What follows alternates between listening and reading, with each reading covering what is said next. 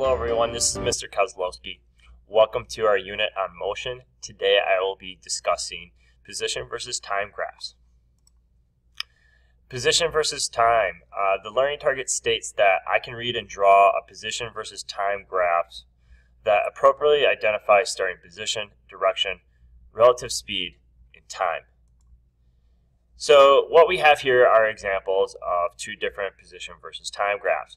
And the very first thing that we need to know about the graph is the shape. So if we look here on the left hand side, we have a graph that has constant speed.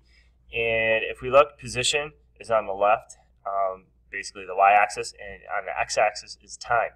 And if we look at the line here, we have constant speed being represented. And the reason we know it's constant is because the slope of the line never changes.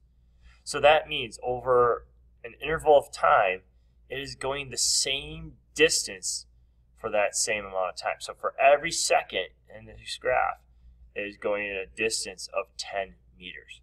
So that is what we know as constant speed. The other shape that you might be aware of about is when we have changing speed. And in changing speed, the time intervals might be the same, however, the distance differs from second to second. So in this case, if you kind of look at the representation up here above the graph, the position goes from 0 to 2 meters, so that's a difference of 2. 2 to 8, that's a difference of 6 in between that second. 8 to 18, difference of 10 meters there, and from 2 to 3 seconds. So as you can see, the time increases, the distance also keeps increasing and getting farther and farther each second in this case. So that's what the shape of these graphs tell us. Now, when we're identifying position, we have to kind of know a few different terms moving forward. The first term is distance. Distance is going to refer to how much ground an object has covered during its motion. So if we look at this picture down here, distance is represented by the purple line. So if this is point A right here, where my mouse is, and this is point B, from point A to point B, the distance traveled in purple is the path that was taken to get to point A to point B. This is different from displacement. Displacement refers to how far out of place an object is. It is the object's overall change in position. So if we look at the same 2 points, point A, point B, well, yeah, the distance traveled here, but the positional change or displacement, point A to point B, is the green line there. So understand the distance versus displacement, those definitions. That's key with understanding position versus time graphs. So here we have a position versus time graph, and what do those things mean? Well, we know what the shape means. Where's the position? Well, position is represented on the left-hand axis here. And so the line, as we go up, we're going to have a change in position. So if we're going up in the graph, so from here we are going from 10 meters to 40 meters from this middle line right here, the steep slope line in the middle. That is basically a positive change in the position graph. So if we're going from 10 to 40, all right, that's a positive change in distance.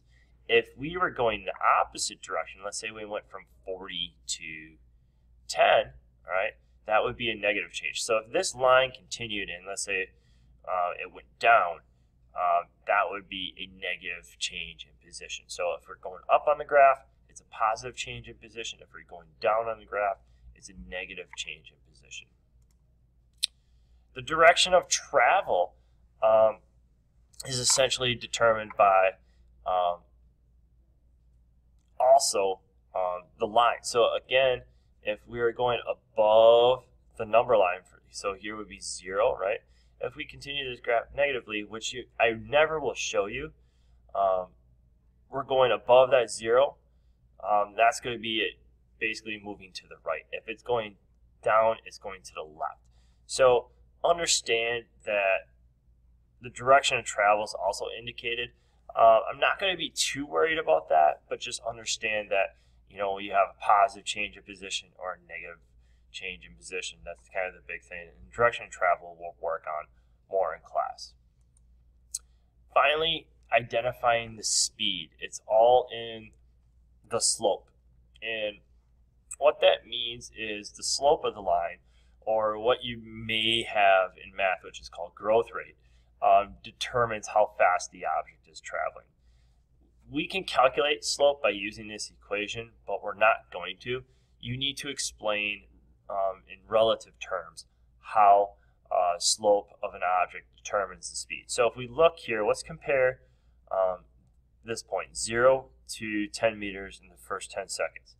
We have this slope, and if we compare it to the second sloped line here, the slope is steeper in the second line from 10 meters to 40. So when is it moving faster? Well, the rule is this: the steeper the line, the faster the object is moving, because it's traveling more distance in less time. So here, the object is traveling fairly slow. Get to the next rate, or next slope right here, the object is traveling faster. And if we get a flat line, that means it's not moving at all. So kind of keep that in mind, that the slope will determine how fast that object is moving. And basically, the steeper the slope, the faster the object moves. So to review a few things: position is the location of an object at a particular moment in time, and it's more related to displacement. Direction of travel is either determined by positive or negative positions. And slope, which is rise over run, determines relative speed of an object. We're going to be working on these more in class, but that is the basic information that you must have an understanding of for this learning target. If there's any questions, please let me know.